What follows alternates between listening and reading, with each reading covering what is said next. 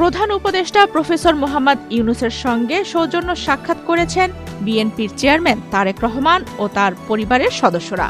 স্ত্রী জোবাইদুর রহমান ও কন্যা জাইমা রহমান সহ তারেক রহমান আজ 15 জানুয়ারি বৃহস্পতিবার সন্ধ্যা 7:30টার দিকে রাষ্ট্রীয় অতিথি ভবন যমুনায় যান। প্রধান উপদেষ্টা প্রফেসর মোহাম্মদ ইউনূস ও তার কন্যা দিনা ইউনূসের সঙ্গে তারা 1 ঘণ্টারও বেশি সময় অতিবাহিত করেন। করোনা বা যে কোনো ভাইরাসের এগেইনস্টে ফাইট মানি ব্যাকট্রলের লেফট রাইট। এ সময় দুই পরিবারের সদস্যরা একে অন্যের সঙ্গে কুশলাদি বিনিময় করেন। প্রধান উপদেষ্টার প্রেস উইংয়ের এক সংবাদ বিজ্ঞপ্তিতে এসব তথ্য জানানো হয়। সাক্ষাৎকালে ডক্টর ইউনূস ও তারেক রহমানের মধ্যে কী আলোচনা হয়েছে সে সম্পর্কে কিছু জানা যায়নি।